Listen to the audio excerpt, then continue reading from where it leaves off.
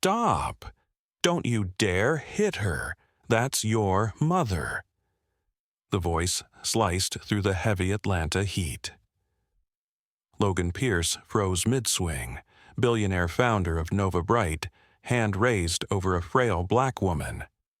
Minutes earlier, he'd stormed from a grueling board meeting, nerves frayed by an impending acquisition. The woman had appeared from nowhere, wrapped in patched blue layers, leathered skin, hollow, starving eyes. She'd tapped his tinted window, then shuffled after him toward the supermarket doors, mumbling words he ignored. When she clutched his sleeve and begged, "Just some bread, sir," rage flared hotter than the asphalt. His arm lifted on instinct. Then that command rang out. He turned. A young black woman in a faded gray maid's uniform stood between them, slim shoulders squared, eyes unwavering. Logan's shock curdled into fury. "What did you just say?" he snapped. "She's your mother," the maid repeated, softer but firm.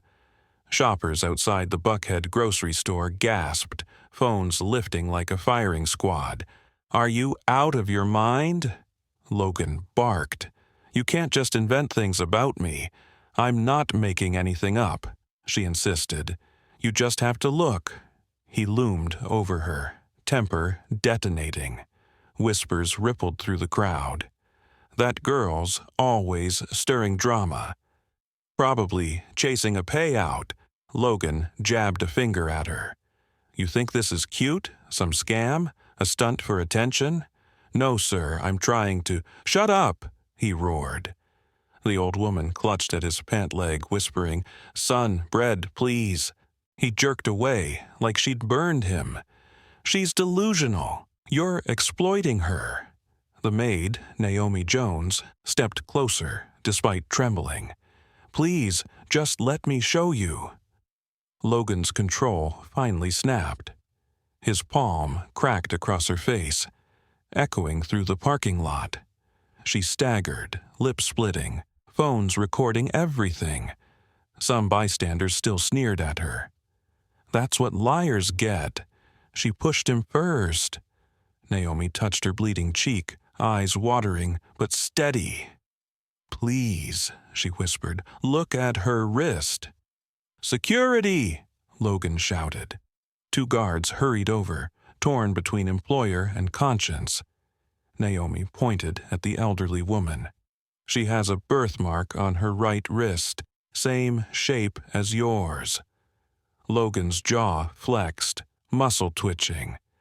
"I'm done entertaining this." "Yes, you're not," Naomi replied quietly. "She's been calling you my son since you stepped out of that car." The old woman nodded, tears streaking dirt. "My boy," she rasped. "My Logan." The world tilted. "Show her wrist," Naomi urged. The guards gently rolled up the woman's tattered sleeve. A dark, comma-shaped mark sat there. Gasps rose. All eyes swung to Logan. "Now, show yours," someone shouted. Under the pressure of strangers' stares, Logan yanked back his cuff. The same small mark stained his wrist. His mouth opened, but nothing came. Naomi stepped closer, voice gentler. "I told you, she's your mother." The old woman reached again. This time, Logan did not move. Her shaking palm cupped his face. "My son," she breathed. "I searched every crowd, every sunrise, praying you were still breathing." Logan's knees buckled, dropping onto blistering concrete. His chest heaved, hand clutching his heart. "I almost hit you. God, I hit her." He glanced at Naomi, shame flooding him. "She needs help," Naomi insisted. The old woman suddenly sagged, eyes rolling back. Naomi caught her slight frame. "She's fainting. We have to move." "Car, now!" Logan barked at his driver.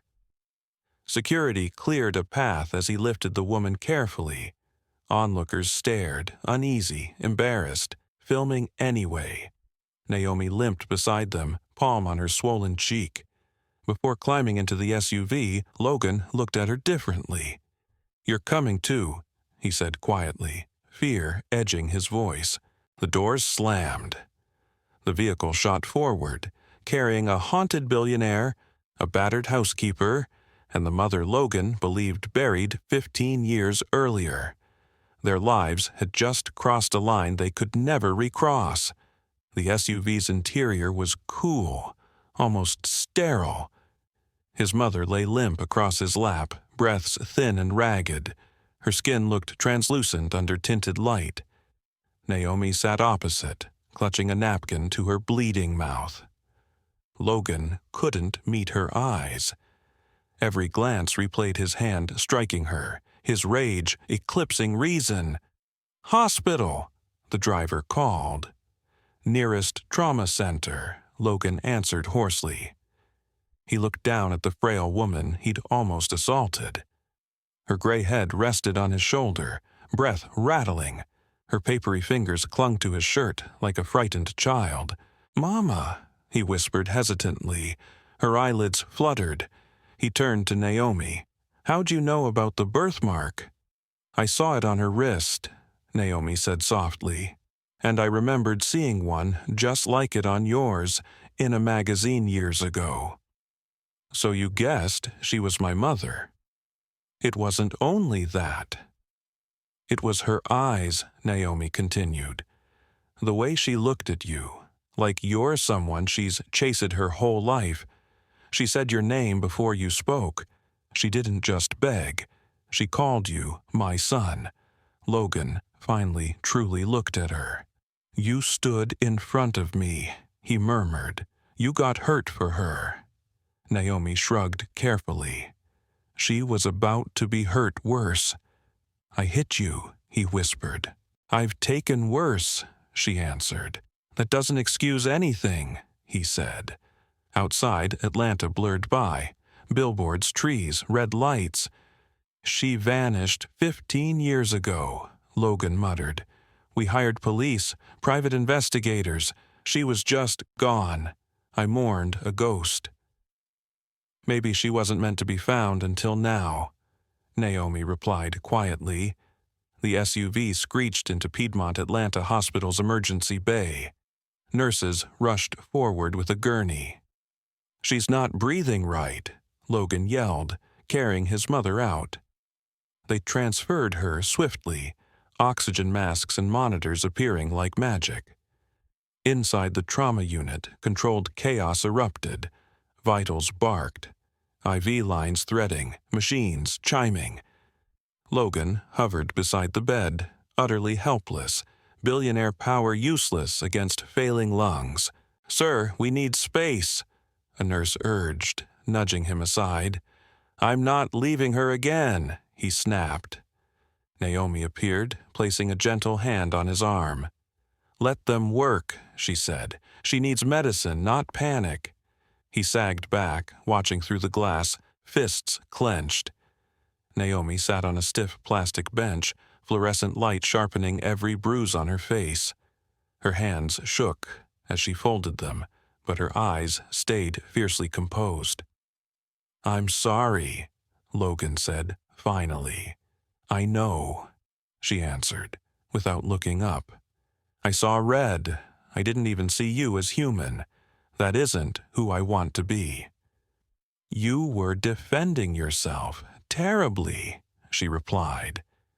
A tall doctor stepped out, stripping off gloves. "Is she okay?" Logan demanded. "She's stable," the doctor said, "but severely malnourished, dehydrated, injured. Her wrists show old marks, likely restraints. This wasn't simple homelessness. This was long-term captivity." The words shredded Logan's composure. "We searched everywhere. How could someone cage my mother for 15 years? Naomi met his gaze.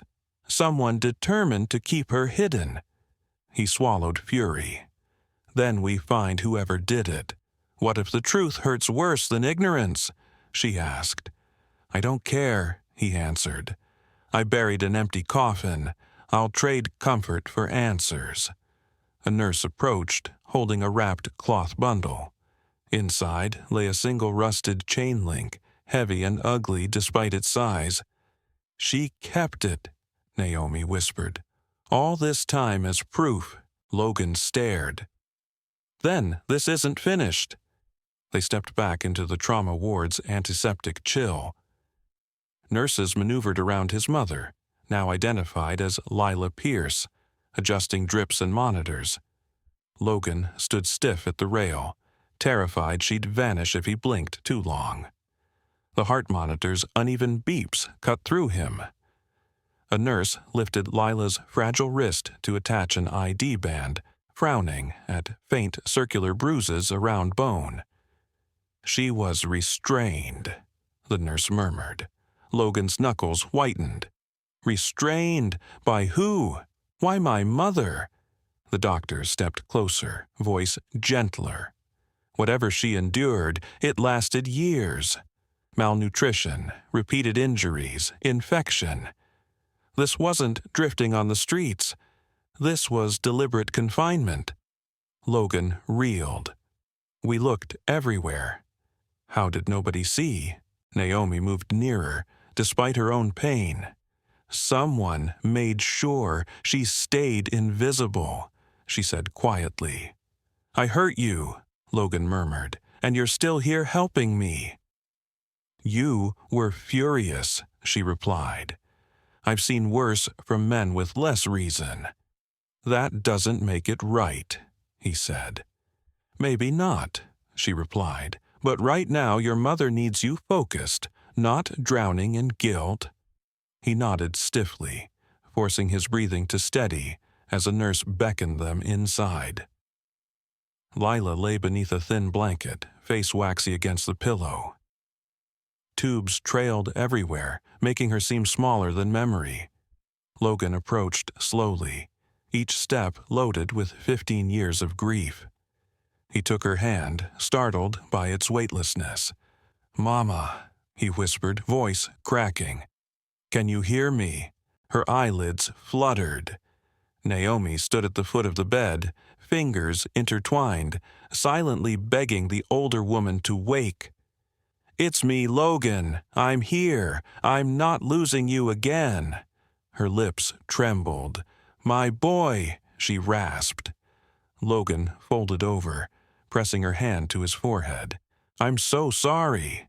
We buried an empty box. I thought you were gone. I didn't know you were suffering. Her hand brushed his cheek weakly. No, my son, you're here now. A coughing fit shook her fragile frame. Nurses hurried in. Logan backed away, terrified his presence might somehow harm her. We must keep her calm, the doctor said. Her heart's extremely weak. Lila's gaze drifted toward Naomi. You, she whispered. Naomi stepped closer. Yes, ma'am, I'm right here. You stopped him from sin. Naomi swallowed hard. I just wanted to protect you. A faint smile broke through Lila's lined face. God sent you. Logan blinked away tears. He did, he murmured, voice shaking. Even when I didn't deserve mercy.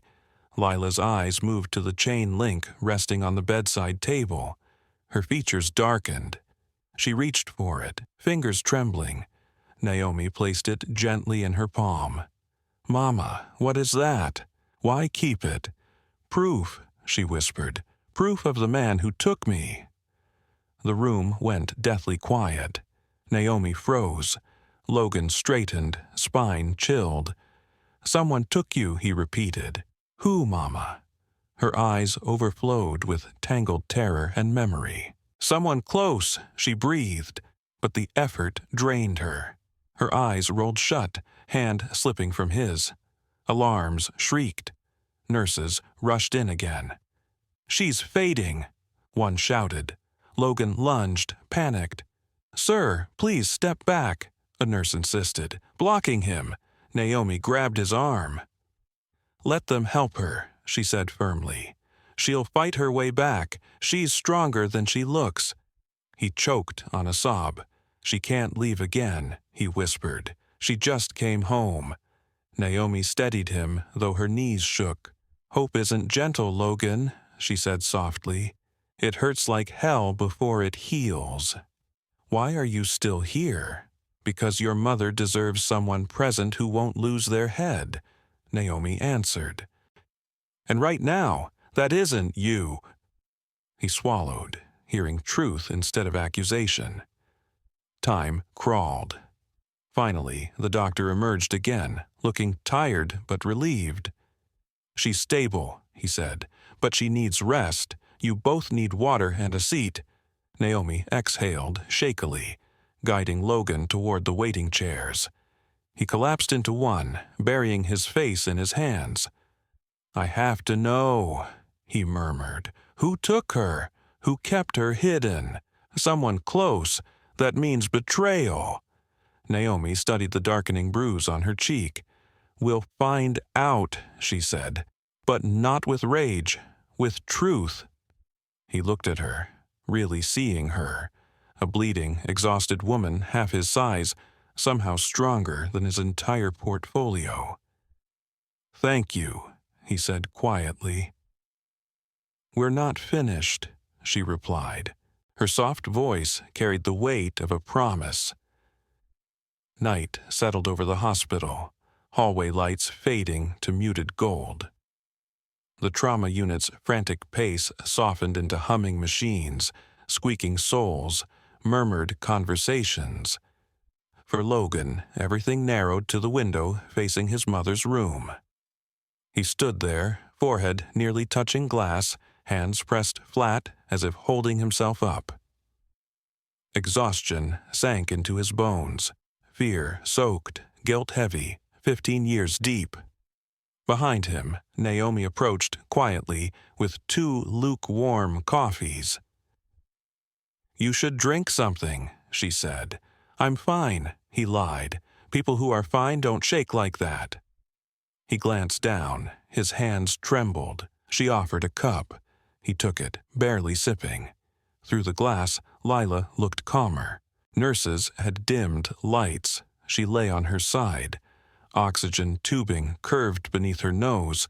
Her chest rose shallowly but rhythmically. "She looks so breakable," Logan whispered. "Breakable isn't the same as weak," Naomi replied. "Look at what she survived." A ghost of a smile tugged his mouth. "You saved her," he murmured. "No," Naomi said. "I just stopped you from hurting her." "That's not nothing," he said. "If you hadn't stepped in, insisted." "I spoke up because I saw something," she answered. "Not only the birthmark, your faces. They carried the same story, begging someone to name it." He studied her bruised cheek, guilt surging again. "And I hit you for it. You hit out of fear and anger," she replied. "Cornered, people make terrible choices. That's explanation, not justification."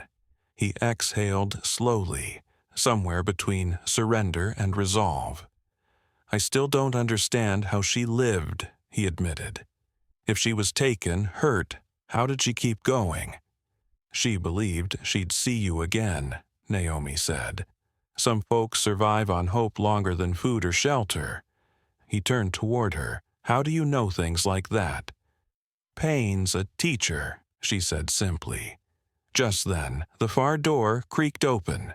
An older black janitor pushed in a mop bucket, moving with weary familiarity. He rolled the bucket toward them, pausing near Lila's window. "You're her boy, aren't you?" he asked softly. Logan stiffened. "Do we know each other?" The man shook his head. "No, sir, but I knew her." Naomi stepped closer. "How?" He scanned the hallway carefully. "Not here," he muttered. "Walls have ears." Logan frowned. Why would anyone be listening? The janitor's gaze hardened. "Because your mama wasn't merely lost, she was taken." Cold creeped up Logan's spine. Taken by who? By someone in your own bloodline, the man whispered. Naomi gasped softly. Logan's world lurched. My family. You think I'm crazy? No, sir, the janitor said. I worked at the Pierce estate up in North Georgia before your father passed. Logan's breath punched out. Who are you? Name's Harold, he replied, offering a trembling hand. I kept quiet when things turned ugly, until tonight. I saw the news, Harold said, nodding toward the hallway television. Watched you carrying that woman in. I knew it was her.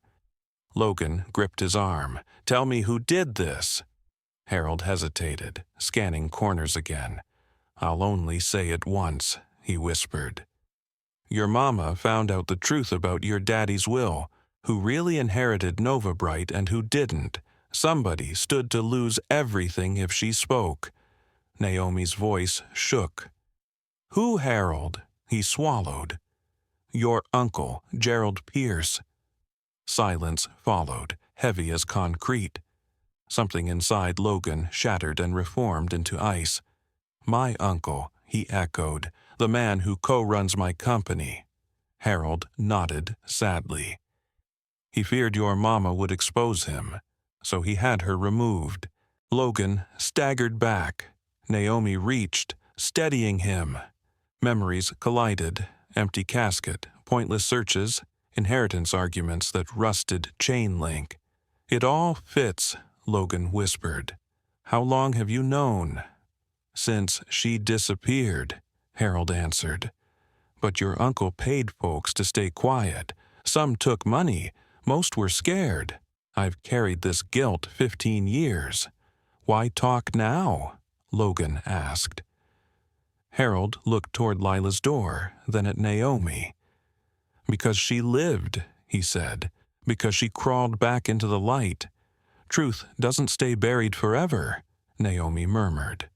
Justice isn't always fair, she added softly, but it's patient. Logan's voice roughened. I'll make him pay. Naomi grabbed his sleeve. No, you'll uncover everything. Then seek justice in that order. His fury cooled into focus. Be careful, Mr. Pierce, Harold warned. Your uncle's powerful, well-connected. If he learns your mama survived, he'll finish what he started. Logan swallowed the warning like poison. She's not dying again, he said. Not on his terms. Naomi nodded. Then we stand together. We start with what she tried to tell you before blacking out. Logan frowned. What? Naomi repeated Lila's earlier whispered word, the one that clung like prophecy. Beware, she said quietly. Logan turned back to the window, watching his mother's frail silhouette. The truth ahead wasn't just a mystery anymore. It was a threat, moving toward them like a storm he refused to outrun. Dawn crept into the hospital, soft and relentless. Pale pink light slid across linoleum, past sleeping figures in slouched chairs. Cold coffee sat abandoned. Machines hummed and beeped, a soundtrack to anxiety and exhaustion. Logan slumped in a vinyl chair by Lila's door, head cradled in his hands. Harold's words looped endlessly. Your uncle had her removed. Betrayal burrowed deeper with every breath. He'd idolized Gerald, shadowed him in boardrooms, dinners, family functions, never suspecting the man was burying secrets alongside empty coffins. Through the glass, Lila stirred. A nurse leaned in, checking monitors, adjusting her oxygen line. She's waking, the nurse said gently, opening the door. One at a time. Logan shot to his feet. Naomi rose too, but gestured toward the room. Go. She needs her son first, she said. He entered the dim room, heart pounding. Lila's eyes opened slowly, cloudy but sharpening when they landed on his face. "Logan," she breathed. "Mama," he whispered, dropping to one knee. "You're awake. You came back." A faint smile touched her lips. "I dreamed my boy grew into a man," she said.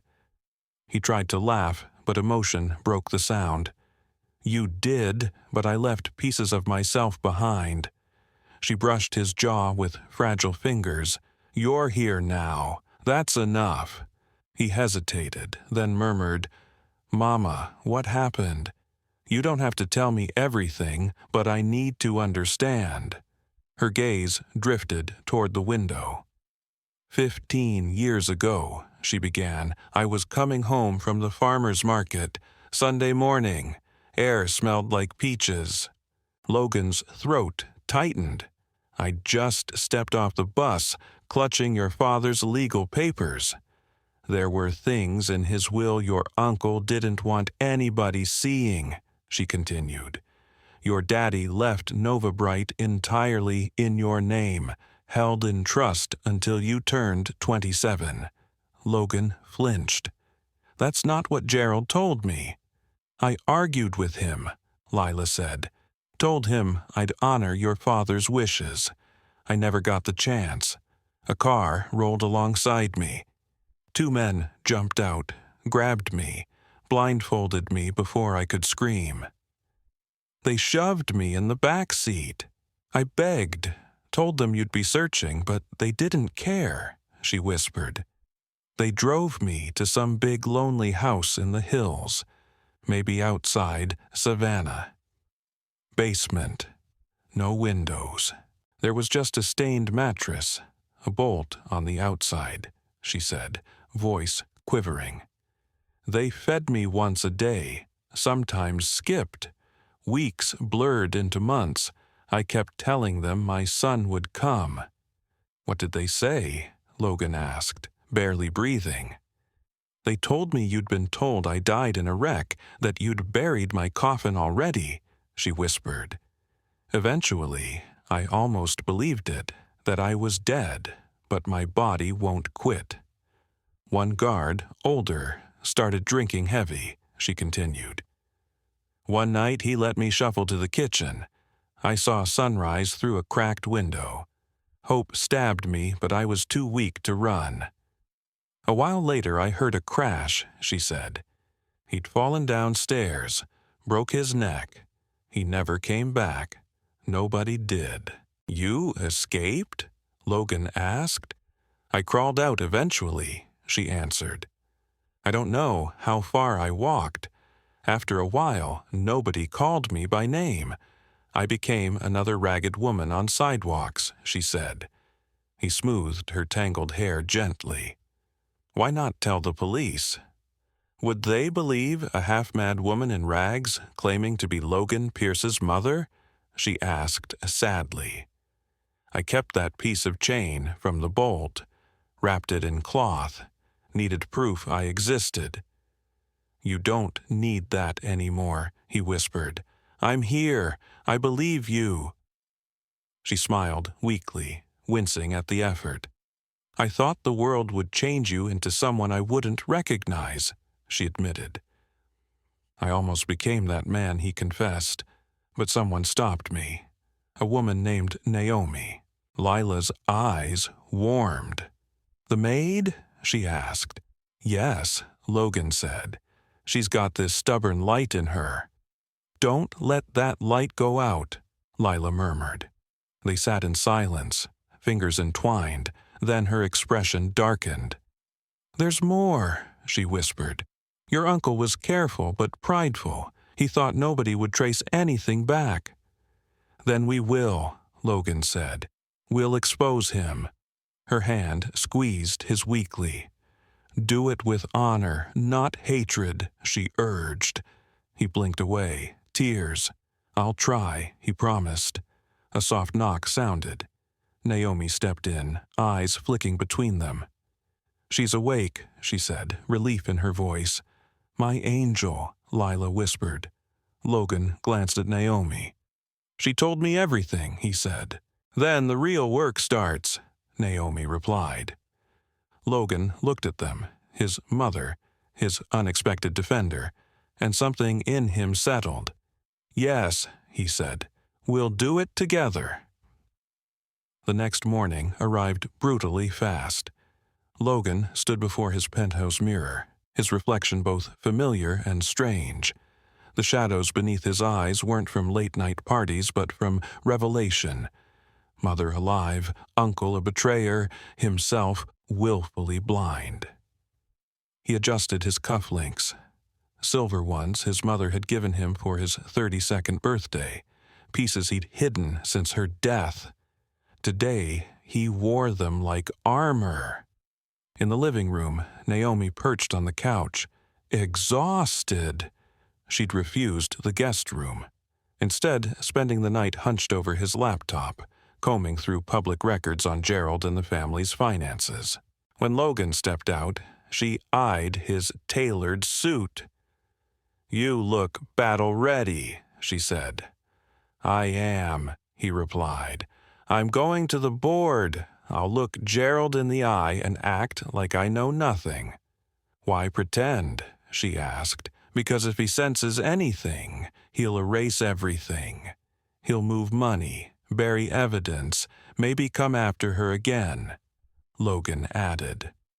Naomi folded her arms. "Then you'd better be an excellent liar." He gave a thin smile. "I've been performing since I was 14. "And if he suspects the truth already?" she pressed. "Then I remind him whose company this actually is," Logan answered. "Be careful," Naomi murmured. "I will," he said, though safety felt impossible now.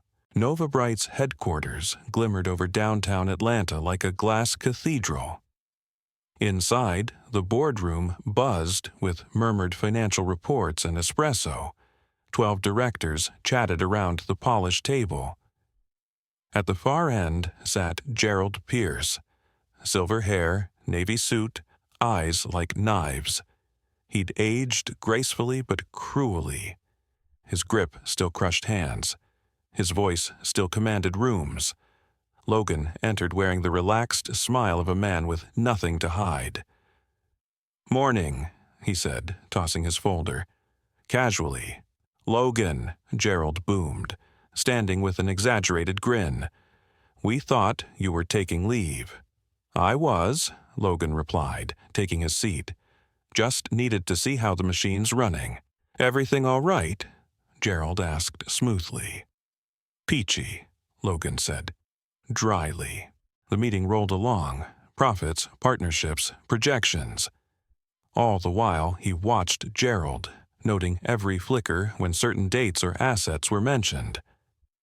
Finally, Logan spun a pen lazily. "I'm thinking it's time for a review," he announced.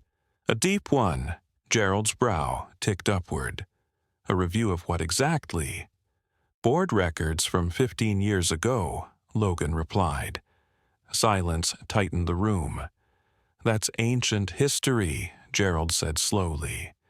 "Exactly why it needs fresh eyes," Logan countered. "Those years shaped our foundation. Contracts, property transfers, family trusts." Gerald's smile slipped for a heartbeat. "That was when your father died," he said, feeling sentimental. "Call it responsible governance," Logan replied. "I'll personally oversee it this time. No outside auditors. I want eyes on every file, especially anything tied to family-held assets." The AIR in the room cooled noticeably. "I trust you know what you're doing," Gerald said, finally. "I always do," Logan answered, meeting his uncle's gaze. Neither blinked. Back at the hospital, Naomi spooned warm broth to Lila, careful with each trembling sip. Lila's voice had strengthened slightly. "You stayed all night?" she asked. "I don't abandon people halfway," Naomi answered softly. "You remind me of my sister," Lila whispered. "Same stubborn grace, always helping strangers first." Naomi smiled faintly. Must be something in the sisterhood. Lila squeezed her hand. He's walking into danger, she murmured. He knows, Naomi replied. Does he really understand what Gerald will do? He's beginning to, Naomi said. Lila's grip tightened. Don't let him fight alone.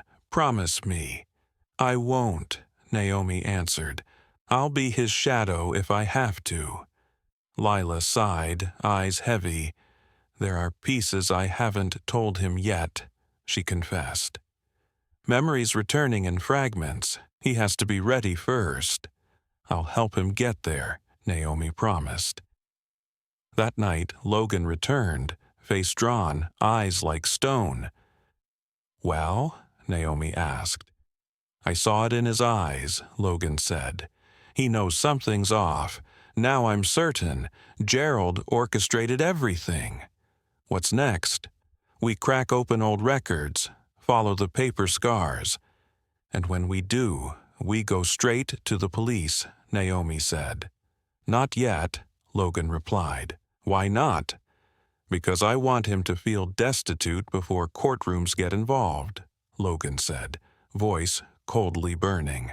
Naomi didn't argue. She simply stood beside him, shoulders squared toward coming storms. 2 days later, the North Georgia estate baked under a punishing sun. Once the pride of the Pierce family, it now sagged with disuse. Rust chewed at the iron gates, though the head-shaped lions still stood guard. Inside, air smelled of dust and old money. Logan believed answers hid here, in files never meant to see daylight. He and Naomi climbed from the SUV, gravel crunching beneath their shoes. A locksmith followed, already working at a locked side entrance. Haven't been here since I was 19, Logan murmured. Feels like secrets live in walls, Naomi said. Or behind doors nobody opens, he replied. They wandered, echoing halls, past faded portraits and silent chandeliers. Dust clung to everything like guilt. They started in the study, mahogany shelves, heavy desk, untouched liquor, and a locked filing cabinet. Logan handed the locksmith a ring of keys from corporate archives. Try these. Naomi drifted to the desk, fingers tracing dust. Inside a drawer, she found letters, memos bearing the Pierce crest, and a small leather journal labeled RGP Personal. You'll want this, she said. Logan opened it, recognizing Gerald's angular handwriting. He skimmed entries. Trustee, meeting moved. Logan's still too young for full control. Lila asks too many questions. Digging through estate documents. Contact established. Silence must be secured. Logan's jaw tightened. He documented everything like nobody would dare read it, he growled. Naomi leaned over his shoulder. He didn't hide it. He celebrated it. Metal clanged. The locksmith popped the cabinet's last drawer. Inside lay folders labeled Inheritance, Trust Transfer, Asset Shift, Estate Custody. Logan opened Inheritance. A will, his father's, stared back. Not the version he'd heard at 20. This one named Logan sole heir, with Lila as trustee until 27. The version I saw gave Gerald control until further notice, Logan whispered. So he buried the real will, rewrote history, and probably bribed help, Naomi said. Can you prove it? Logan dug deeper, pulling a notarized letter with an unfamiliar signature. This contradicts every copy we hold at headquarters, he said. Naomi sifted another folder and froze. These bank transfers, look at the dates, she said. Large sums flowed into shell companies and offshore accounts soon after Lila vanished. And here, she added, pointing, payments labeled consultation fees. That's code, Logan muttered. Money for whoever helped abduct her. Initials dotted the page, DH, ML, SG. We identify these people, we map the conspiracy. And if those transfers match her disappearance, we take this to law enforcement, Naomi said. No, Logan answered, voice steel. She blinked. We take it to the press first. They buried her alive. The world deserves her story. That kind of exposure brings danger, Naomi warned. I'm done living afraid, Logan replied. Back in Atlanta, Gerald sipped bourbon in a luxury hotel suite, city lights glittering beneath him. His phone buzzed. He answered curtly. There's activity at the North Georgia property, a voice reported. Logan's people opened the study. Gerald stared at his own reflection. Shut down whatever's left, he ordered, and find out who's helping him dig. He ended the call, smirking at his mirrored image. Let the boy rummage, he muttered. Let's see if he survives what he uncovers. That night, Logan and Naomi sat in his office. Papers everywhere. So what now? Naomi asked. Logan stared at the will, then the ledgers, then his phone. We call a journalist, he said. Someone the Pierces can't threaten or buy. Maya Kincaid's name flashed in his mind. Later, alone, he dialed. Maya, a Pulitzer-nominated reporter once smeared, then vindicated. Now wrote for an independent outlet called The Beacon. She answered with a gravelly, suspicious voice. This better be life or death. It might be, Logan said. This is Logan Pierce. Silence, then a low whistle.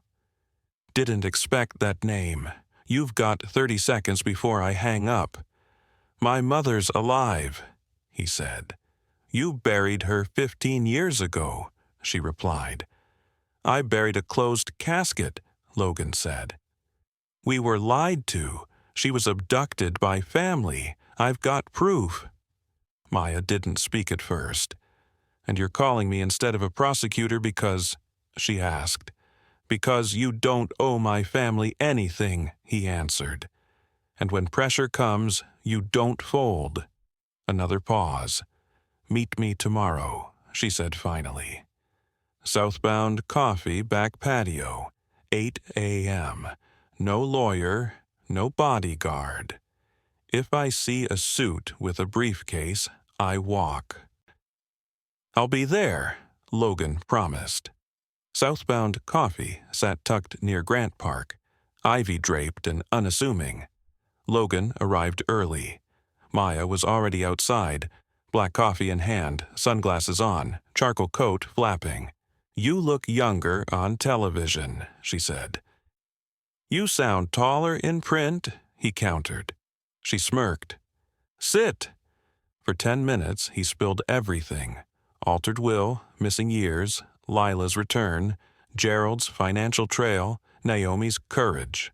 He slid copies of ledgers, journal entries, notarized documents, shell company lists across the table. Maya's expression barely shifted. Either you're honest, she said, or this is the most elaborate revenge fantasy since Greek tragedy. I've got more. Recorded statements from my mother, ongoing financial verification, Logan replied. Why now? Why me? I don't trust the system Gerald's bought, Logan said. And if something happens to me, Naomi, or my mother, I want everything already in your hands. Maya studied him over her cup. You're not scared anymore. No, he said. I'm furious. Good, she replied. You came to the right woman. She scooped up the documents. I'll start cross-checking today, but I'll need deeper access. Emails, board memos, internal files. You'll have it, Logan said. I'll send credentials by afternoon. Maya stood. One more thing. Once this story's out, you can't stuff it back into a box. I don't want a box, he said. I want flames. That afternoon, Naomi braided Lila's hair gently in the hospital room. Strength trickled back into the older woman, voice clearer, memory sharper. "I heard him on the phone," Lila said suddenly. "Your uncle, the day before they took me. He was furious, talking to someone named Gaines, or Granger," she recalled. "If she opens her mouth, we lose the whole estate," he said. "That's when I knew I was running out of time." "You made it back," Naomi said. "That's what matters.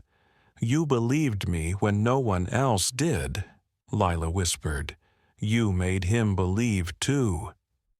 That night, Maya's first draft hit Logan's inbox like a lightning strike. The billionaire's mother. A life buried alive by greed. The headline knifed through him. She named Gerald, documented everything, honored Naomi and Lila. When it published, Gerald's PR firm scrambled out a denial. Logan read it, smiling coldly. "They're watching us too," Naomi said quietly. That woman in the elevator wasn't bluffing. She knew exactly what she was doing. Logan exhaled. "Then let's change the show." He opened a desktop folder labeled Phase 2. Inside, 3 video files. The first showed Lila, 2 days earlier, describing Gerald's assistant threatening her before she disappeared 15 years ago. The second clip captured Logan reading the original will aloud, time-stamped and notarized, outlining his rightful control. The third was different. Naomi, bruised but composed, narrating the night Logan struck her. In that video, she calmly explained why she stayed anyway, because the truth mattered more than her fear. "This goes out next," Logan said. "They'll never expect us to weaponize our scars." Naomi held his gaze, unflinching. "Good," she replied. "Let us bleed first. They can chase us instead of cornering her." Across town, Gerald sat underground in a private security firm's war room. Monitors showed news panels, opinion shows, furious streams dissecting the scandal. One phrase kept repeating, "Justice doesn't care who signs the paycheck." Gerald killed the screen and turned to his security liaison. "Find out exactly where they're keeping Lila," he ordered. "Then arrange to move her, quietly." The man hesitated. "You want her eliminated?" Gerald's eyes narrowed. "I want her somewhere unreachable. There's a difference." "That'll be difficult," the liaison murmured. Gerald's smile went razor sharp. "So is breathing with cracked ribs. Make it happen." That evening, Logan and Naomi arrived for their nightly visit and found Lila's room empty. No patient, no nurses, just a stripped bed and dark monitor. Logan spun toward the hallway, voice breaking. "Where is she?" Naomi sprinted to the nurse's station. "Lila Pierce, room 417. Where'd she go?" The nurse checked the chart, frowning. "She was discharged." Naomi's stomach dropped. "By who?" "Her son," the nurse answered. Logan's face went bloodless. "I am her son." The nurse went pale. Naomi whispered, "They've moved her." The antiseptic air turned suffocating. Logan stood frozen, fists clenched so tight his knuckles blanched.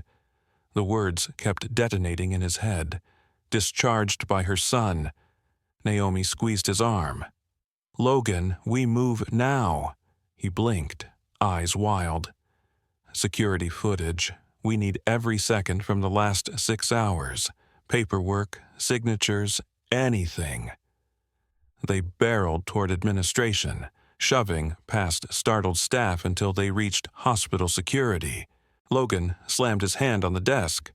"Play all video from room 417, last 6 hours.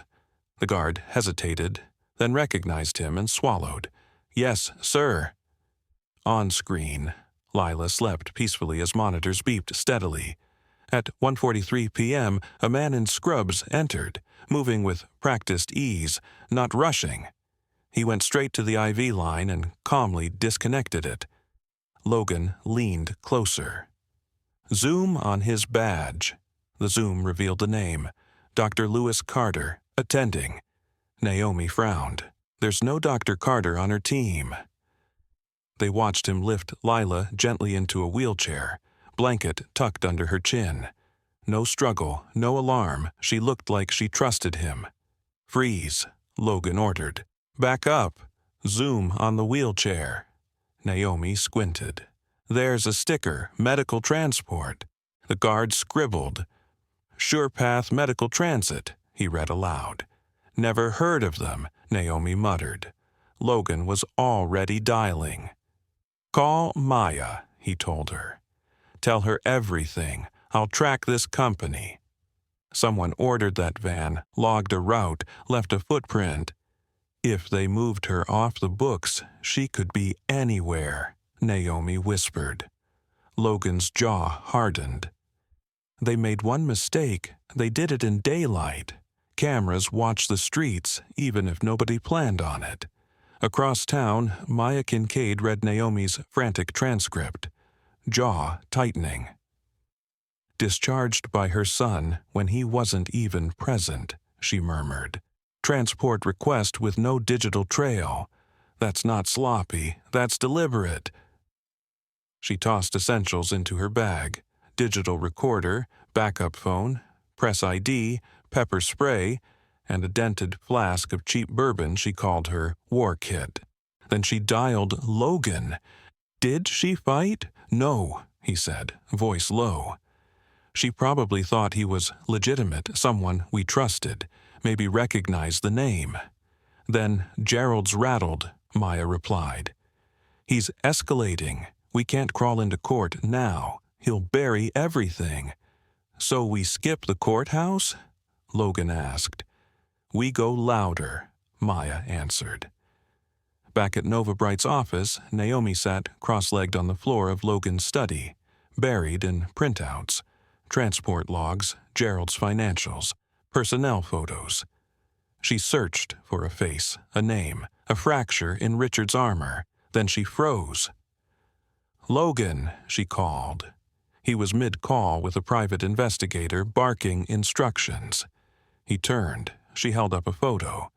A 5-year-old Gala shot in Savannah, Gerald surrounded by donors, and beside him, barely in frame, a man in a lab coat. Dr. Lewis Carter. Naomi read. Logan's eyes narrowed. That's the badge name. Not the same man, she said. She pulled up the hospital footage beside the gala photo. Different face, same identity tag. They used a dead doctor's name, she said. Carter died in 2019. So whoever rolled my mother out is wearing a stolen credential, Logan said.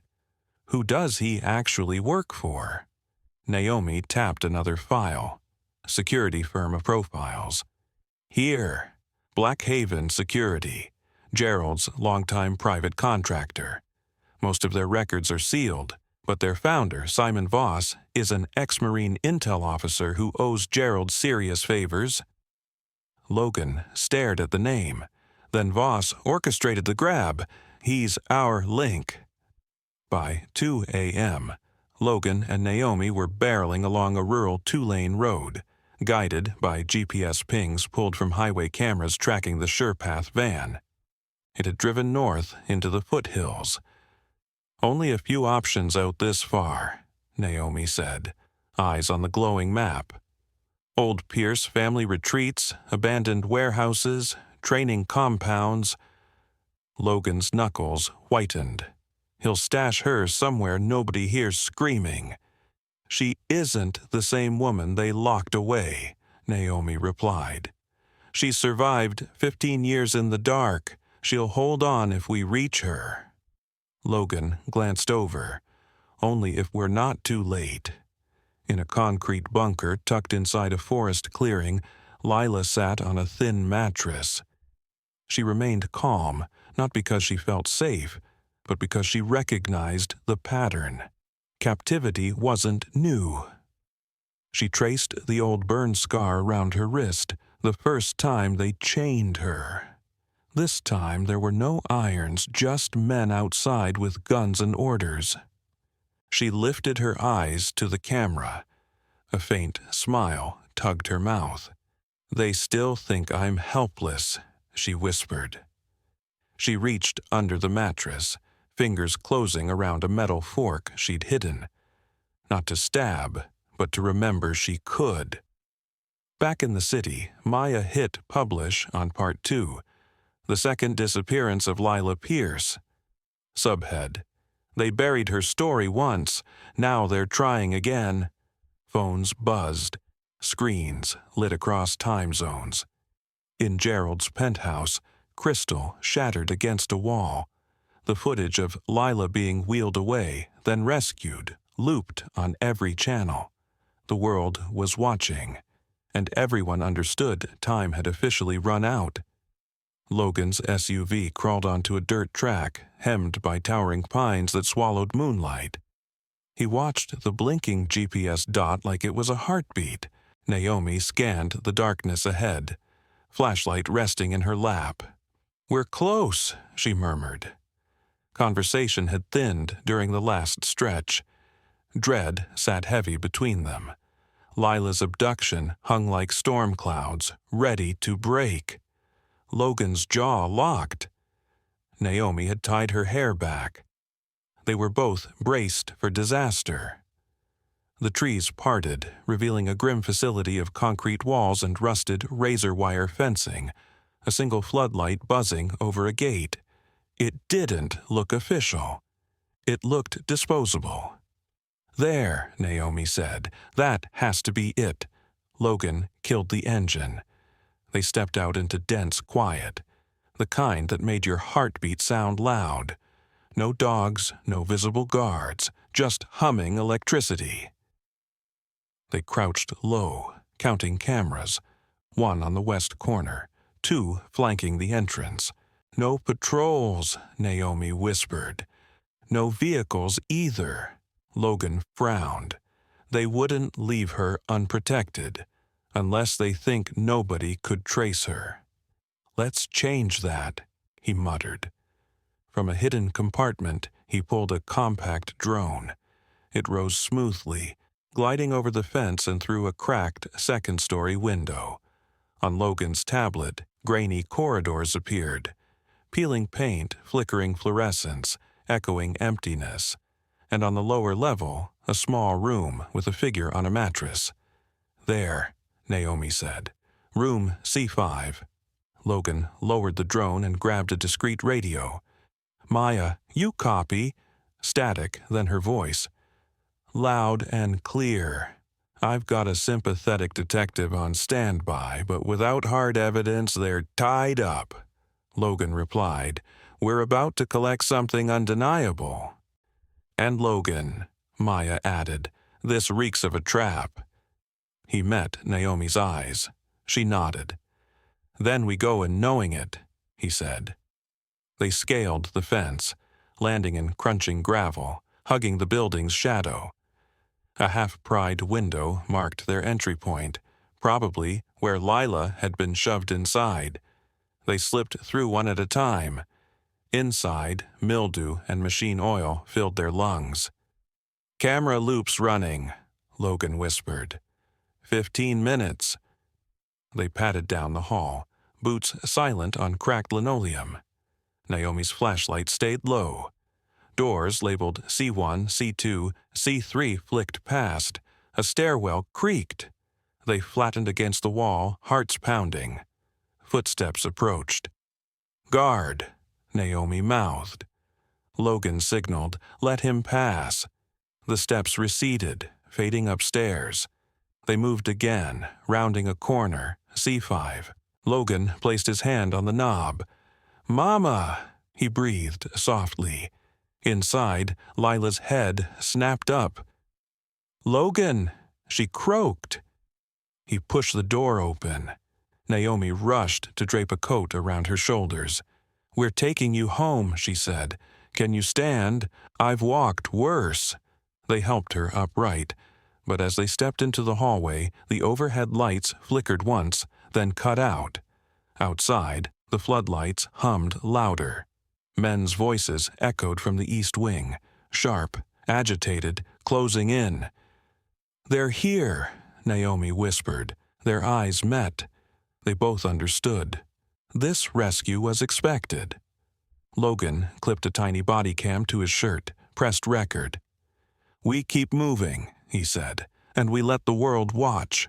They hurried toward the exit route, half carrying Lila. Naomi's flashlight carved a narrow path. "C1, C2, she muttered, counting doors, windows just ahead. A barked command froze them. "Stop right there." Two men in tactical black blocked the corridor, one gripping a stun baton, the other reaching toward his holster. Logan stepped in front of Lila. "Touch her and this stream hits 4 platforms in minutes." He lifted the cam. "You're live," he said. "Your faces, your weapons, this illegal facility. You harm her, and I bury Gerald Pierce publicly with your names." The guards glanced at each other, rattled. "Stand down," one finally muttered. "Let them walk." The other listened to unseen instructions, jaw flexing, then slowly backed away. Both turned and disappeared into shadows. Logan didn't wait. He scooped Lila into his arms. They sprinted for the window. Seconds later, they were outside again, scrambling over the fence, breath clouding the cold air. Behind them, the compound returned to eerie stillness. But now it existed on permanent record. In the SUV, Lila cradled a thermos Naomi pressed into her hands. "Sip slowly," Naomi said. Lila's skin was washed out, but her smile held steel. "You came," she whispered. "You really came back." "This time, no one's burying you," Logan said, gripping the wheel. Naomi turned. "Maya's ready. Outlets are waiting on her word. We just needed your say-so." Logan met Lila's gaze in the mirror. "Release everything," he said. "No more half-truths, no more secrets." Naomi nodded. In the back seat, Lila whispered, "Let them chase us. I've been hiding long enough." Dawn hinted over Atlanta as Maya prepared. She stood on her office rooftop, windbreaker zipped against the December chill, bitter coffee in hand. The files were organized, footage secure. This was the moment she'd trained for, truth with teeth. She dialed her editor. "Drop the entire package," she said. "Front page, full banner, no softening for nervous attorneys." "You're certain?" they asked. Maya watched the brightening skyline. He tried to erase her, twice. He failed. By 8 a.m., headlines exploded. Lila Pierce rescued from illegal detention. Pierce family empire in freefall. Video ties Gerald Pierce to years of fraud and abuse. One caption added, "Former Maid helps unravel dynasty." The viral clip showed Naomi and Logan guiding Lila through decayed corridors past armed guards stepping aside. Audio captured Logan's steady warning and Lila's quiet declaration. "Let them come. I'm ready." Within an hour, the video passed 2 million views. By the next, it was global. At Nova Bright's tower, panic had a physical sound. Phones ringing nonstop, PR teams drafting statements nobody believed. At 9:14 a.m., the board issued a rare public note. "We are appalled by emerging evidence. Effective immediately, Gerald Pierce is placed on administrative leave pending investigation." By 10:30, stock prices started to slide. By noon, federal investigators requested formal interviews. Gerald didn't answer. He didn't appear at headquarters. He issued no rebuttal because Gerald Pierce was already on the run. At the Pierce estate, tension buzzed differently. Reporters clustered outside the gates, camera trucks and protest signs held back by security. Inside, the mood was quieter, electric without panic. Lila sat in the sunroom beneath a blanket, watching birds mob new feeders. "I used to sit like this before they took me," she murmured. Pretending quiet meant safety, Naomi knelt beside her. "You're not pretending now," she said. Lila smiled. "No, baby, now I remember safety." Logan stepped in, carrying a tablet. "Every outlet wants interviews," he said. "Networks, podcasts, newspapers, they all want your version." Lila regarded him gently. "Then we don't just give them a story," she replied. "We give them a warning that monsters don't always snarl. Sometimes they sign checks and kiss cheeks." Naomi squeezed her hand. "We heard you," she said softly. Meanwhile, in a cheap Savannah motel, Gerald paced. His perfect grooming was gone, shirt wrinkled, hair wild. On the TV, Maya's voice narrated the rescue footage. She vanished not from weakness, but because she was dangerous. She knew too much. Her silence was enforced, her cage intentional. But her son finally listened. And the maid they dismissed pulled the first thread. Gerald hurled the remote. "Stupid boy," he snarled. "You have no idea." He opened a duffel. Cash bundles, burner phones, fake passport, then a knock. He froze. Another knock. He gripped the pistol tucked in his waistband. "Who is it?" he barked. "Federal agents. Open the door. Mr. Pierce, we have a warrant.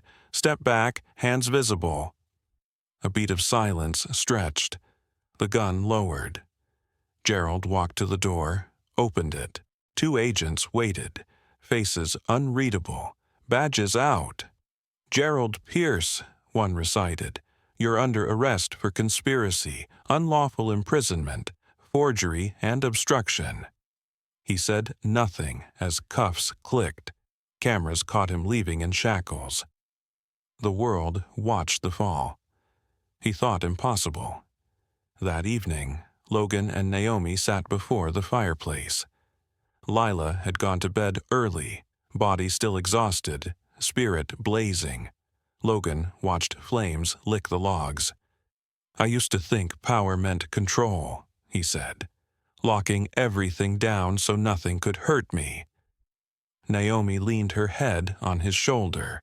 "And now?" she asked. "Now I know real power is telling the truth, even when it wrecks you," he answered. She smiled softly.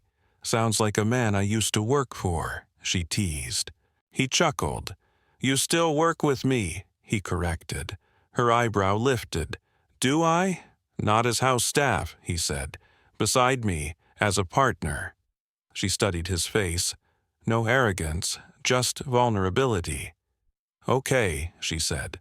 "But first, that hideous garden statue goes into storage. It terrifies the neighbor kids." He laughed. "Deal." The next morning, a quiet op-ed appeared in the Atlanta paper under Lila's name. "They buried me in silence," she wrote. "But silence isn't death. It is exile. I'm back now and I'm speaking," she continued. "For anyone who feels invisible, you are not. Justice may crawl, but it moves with intention. And when it reaches you, it doesn't knock politely." The essay spread quickly, pinned, shared, discussed. Days later, the Pierce estate felt strangely peaceful. Helicopters gone, protest signs removed, the house finally exhaled. Inside, Lila sat again in the grand library she'd designed, touching spines of books she hadn't seen in years. Her fingers paused on a worn poetry volume. She opened to a folded page. "Still here," she whispered, recognizing the Langston Hughes line. Naomi entered with tea and toast. "Thought you might need refuge," Lila smiled. "After everything, chaos feels like jazz, messy but familiar." Naomi set down the tray. "PBS wants an interview. NPR too. You don't owe anyone your pain." Lila shook her head gently. "I'll do one," she said. "But I'm not a headline. I'm a woman who was forgotten."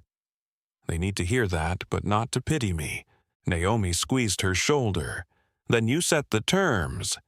Elsewhere, Logan stood before newly reshaped board members of Nova Bright Holdings. Gone were polished cronies.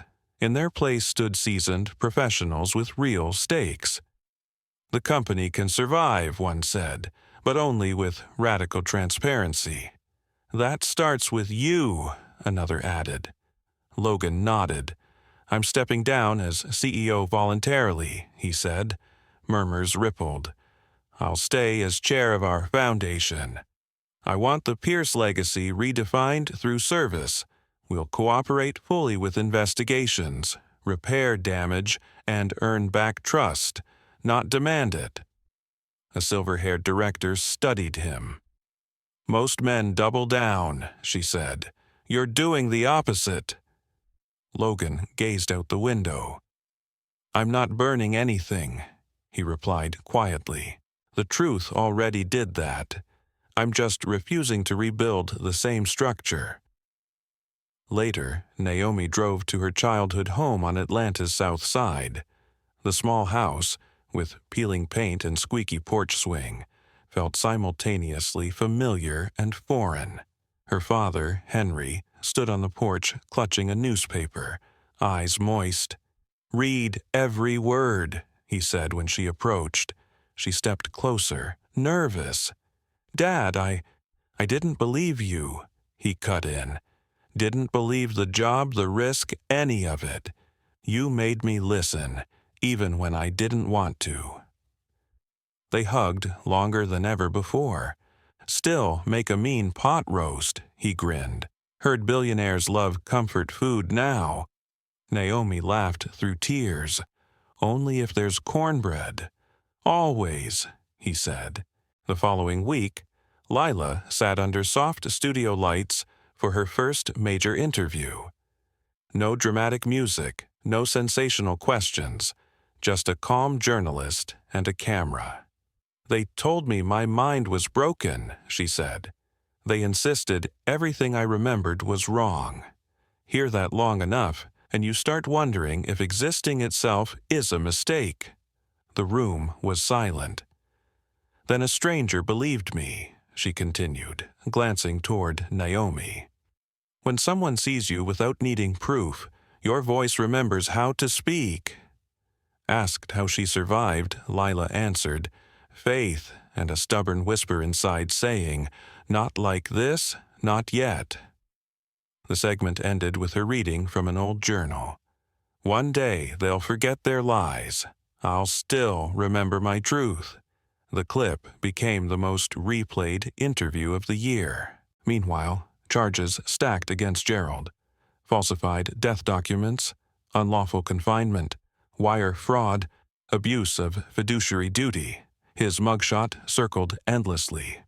For a man once courted by global leaders, the fall felt downright biblical. Bail was denied. During his arraignment, he kept his mouth shut, but glared into the camera once, pure venom burning in his eyes. The narrative no longer belonged to him. Back at the estate, plans shifted toward community. Logan found Naomi on the balcony overlooking the grounds. "We've scheduled the first community banquet," he said. "Turning part of the estate into a fundraiser, scholarships, housing support, legal aid," she smiled. "Your mother? She loves the idea," he said. Handing her an envelope, he added, "This is for you." Inside, the deed to a modest home near the estate, in her name alone. "Your own space," he said. "No more guest house, no more borrowed rooms." Her eyes glistened. "You're not trying to buy absolution, right?" "No," he answered. "I'm honoring the woman who redefined loyalty for me." She studied him. "You're learning." "One day at a time," he replied.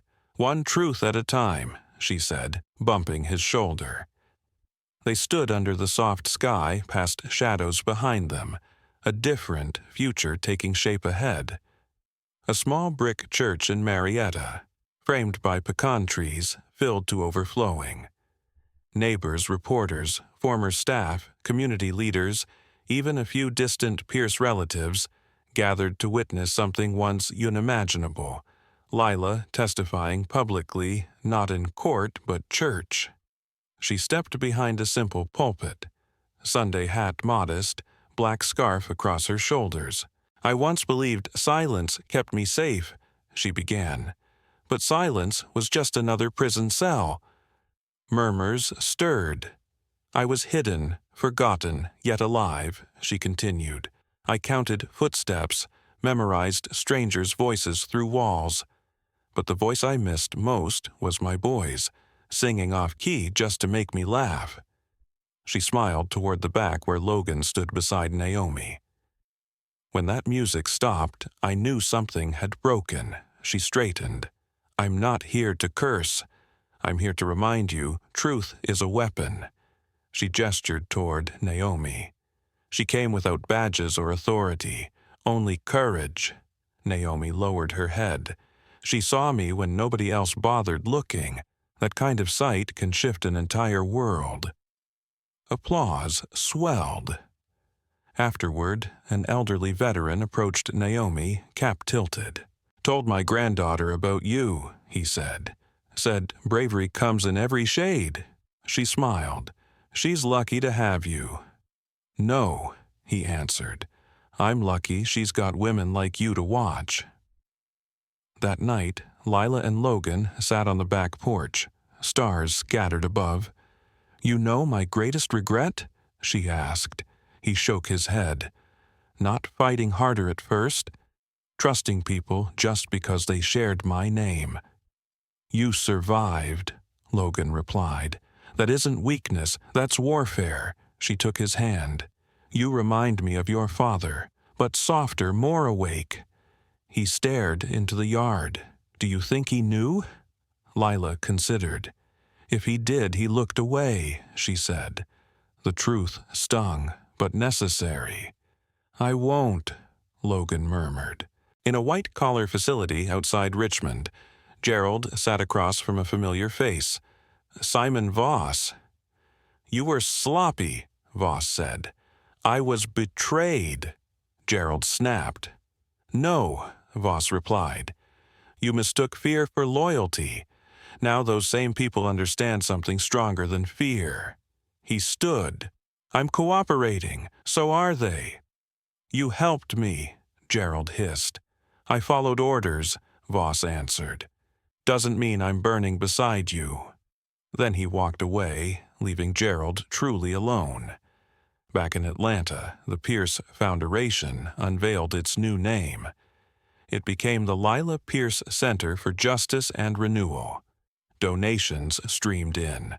Scholarships for women of color in social work and investigative journalism. Grants for families battling abusive conservatorships. Community hubs across Georgia bore her name. Lila didn't chase spotlights. She tended gardens, read aloud at libraries, cooked gumbo on weekends. When Naomi visited, they often just sat on the porch breathing. Existence itself felt like a victory. One morning, Naomi received a handwritten note, no return address. "You were thunder in a silent storm," it read. "Thank you. Whoa." She folded it carefully. "Call me a maid," she murmured. "I know I moved mountains."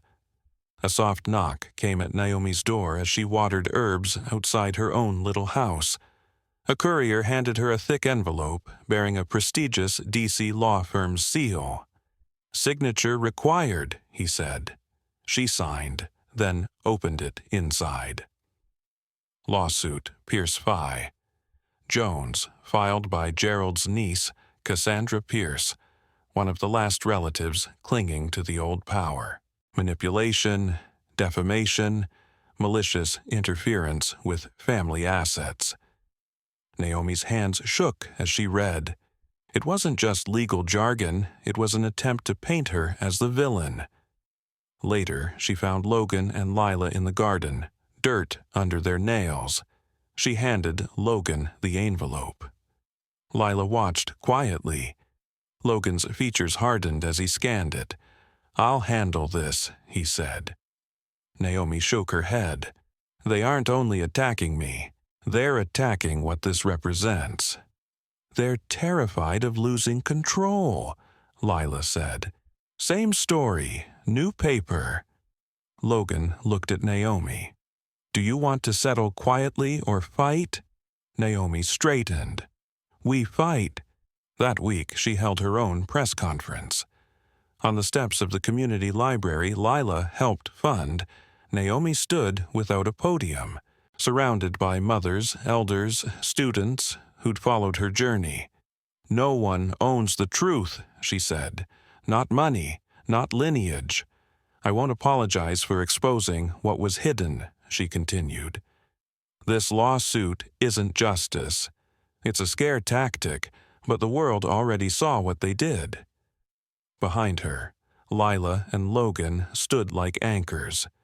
Within hours, Naomi's legal fund was fully crowdfunded by thousands, most donations small.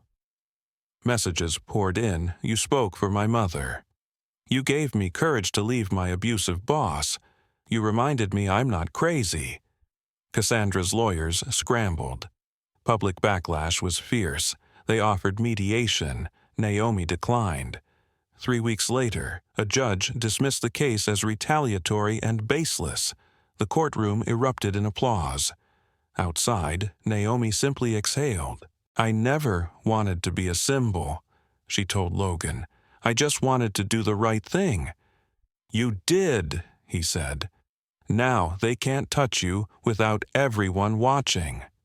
"So what now?" she asked. "We rebuild," he answered. "Not just the Pierce name, the whole story. With service. With you." She nodded. "On our terms." That night, Lila wrote in her journal, handwriting steadier than ever. Today, Naomi stood where no one expected her, against heritage, against fear, and did not bend, she wrote. "Legacy isn't mansions, it's what we leave inside other hearts. Her courage is stitched into this country now." Back in his study, Logan opened a box he'd avoided for years, his father's papers.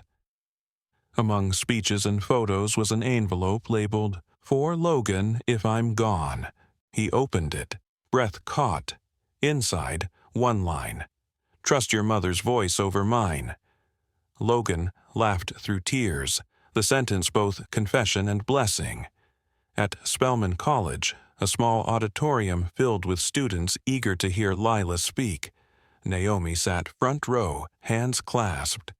The host introduced Lila as a survivor whose story reshaped our understanding of power and silence. Applause thundered. Lila stood center stage, purple scarf draped like quiet royalty. "When I was taken," she said, "they insisted my memories were lies. If you hear that long enough, you start doubting your own heartbeat." She scanned the crowd. "Then someone believed me without proof. She didn't come with authority, just humanity. And suddenly, my voice remembered itself." Afterward, Lila answered students' questions. "How did you know who to trust?" one asked. "Watch how they treat people without status," Lila replied. "If they're kind when nobody's watching, that's a sign." Another girl asked, "What if people hurting you share your last name?" Lila met her eyes. "You can forgive when you're ready, but you never excuse.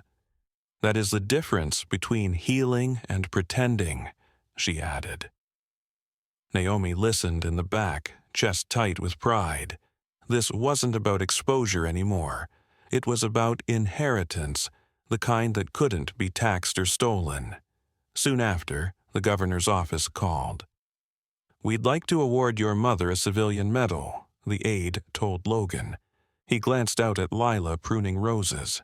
"She doesn't need medals," he said, "but people do need examples." At the ceremony, Lila accepted the medal with a brief speech. "No honor returns the years I lost," she said. "But if my story saves one life from being buried alive, it's enough." Applause shook the chamber. Later, she tucked the medal into a drawer beside her wedding ring and rarely mentioned it again. In his cell, Gerald watched the ceremony on a flickering TV, jaw clenched. He saw his mother standing tall, his nephew beside her, the crowd roaring.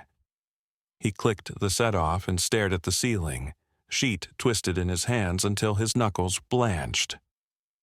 A week later, Naomi found another letter in her mailbox, this time from Logan. "I don't expect or ask forgiveness," he wrote. "But without you, our truth would have rotted in a locked room. Thank you." That evening, a small dinner gathered at Lila's house, just family and closest allies. Over fried chicken and cornbread, they laughed, cried, replayed stories. "Think it's over?" Naomi asked quietly.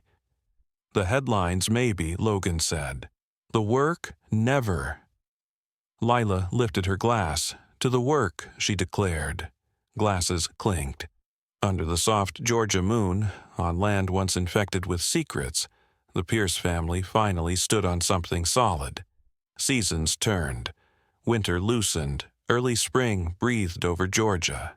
Daffodils and dogwoods bloomed. Tiny crocuses tested the air. Inside the estate, the old dining room became a living archive.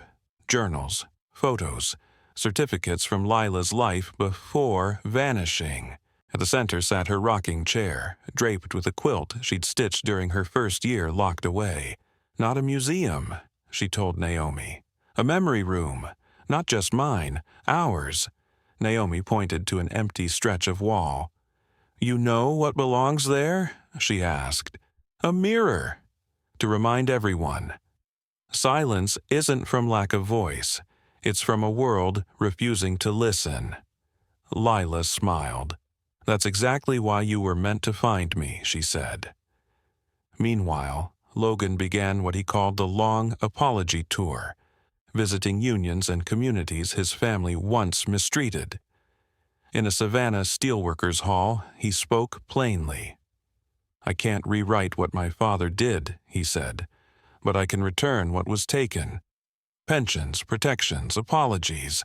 An elder crossed his arms. "Money doesn't fix trust."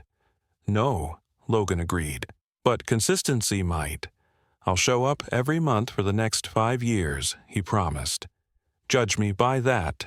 The elder nodded slowly. "We'll be watching, Logan, not Mr. Pierce."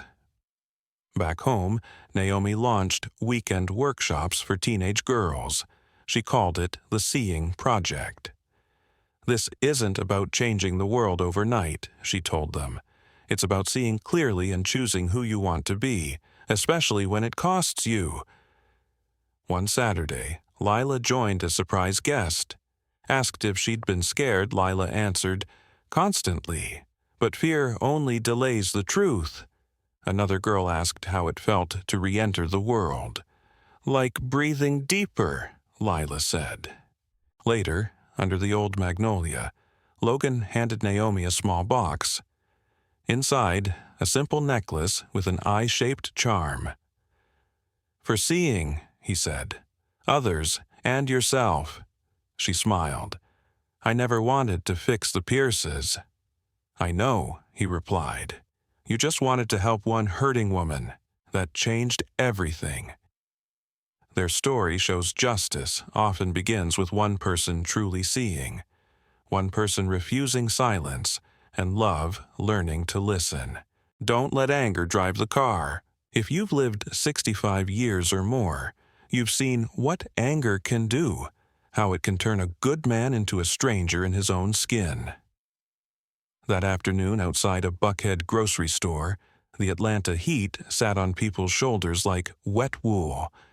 Logan Pierce billionaire, boardroom fighter, never back down CEO, stepped out of his tinted SUV with his nerves raw and his pride on a short fuse. Then a frail black woman in patched blue layers touched his sleeve and asked for bread.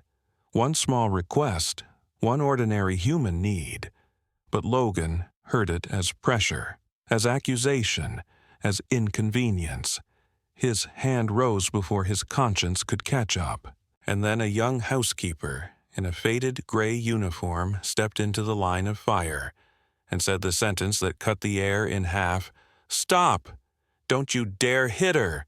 That's your mother!" You and I know a moment like that can change a life faster than any stock market crash. Logan didn't just ignore her, he lashed out. He slapped Naomi hard enough that phones came up like weapons. Folks muttered, "She's chasing a payout," the way crowds have always protected power by blaming the brave. But Naomi did not run. She pointed to the old woman's right wrist, a comma-shaped birthmark, same as Logan's. That tiny mark turned rage into horror. Logan's knees hit the blistering concrete. In that one public second, he learned what many of us learn later in life.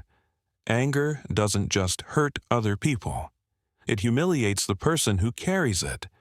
And if Naomi hadn't stepped in, he would have crossed a line he could never uncross. Some of you have raised children, buried loved ones, survived wars of different kinds. You know this truth. When anger grabs the wheel, it doesn't care who's in the crosswalk. Courage often wears work shoes, not crowns. The world loves a hero in a suit. But in this story, the moral backbone belonged to the woman in a maid's uniform with a split lip and steady eyes. Naomi didn't have security guards. She didn't have money, lawyers, or influence.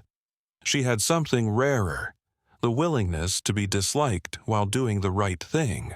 When Logan's mother, Lila, collapsed and doctors revealed signs of long-term captivity, Naomi stayed. She could have vanished after being hit, and no one would have blamed her. Instead, she kept showing up under harsh fluorescent lights, watching machines beep, watching Logan shake like a man who suddenly realized his wealth couldn't buy one more breath for his mother. Naomi's courage wasn't loud, it was practical. It looked like handing him water, telling him to calm down, forcing him to think instead of explode. And when the truth finally surfaced, an older janitor whispering that Logan's own uncle had Lila taken, Naomi did what strong elders taught us to do: separate justice from vengeance. She didn't say, "Burn him down." She said, "Uncover everything first, then seek justice." That's the difference between a blaze that destroys a house and a light that guides a community.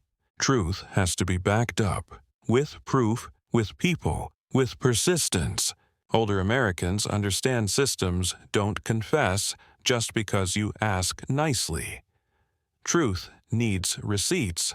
It needs witnesses. It needs time and grit. Logan and Naomi didn't just feel betrayal.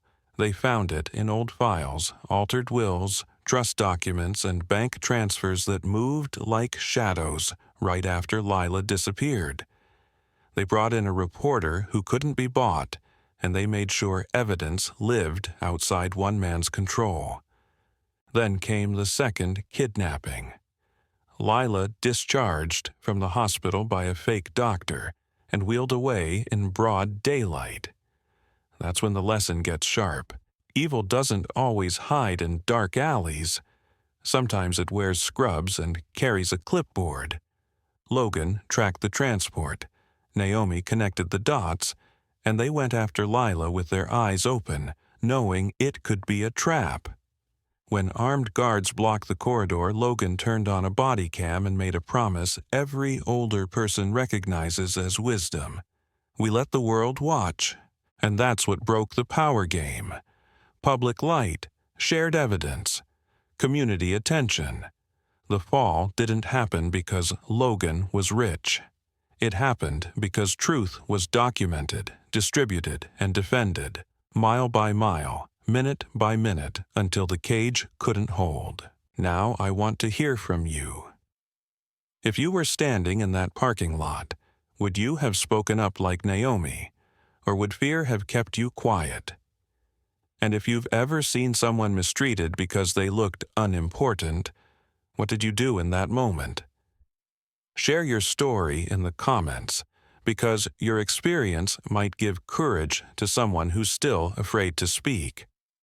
If this message meant something to you, please hit like, subscribe to my YouTube channel, and turn on notifications so we can keep talking about truth, justice, and the kind of courage that doesn't need a spotlight.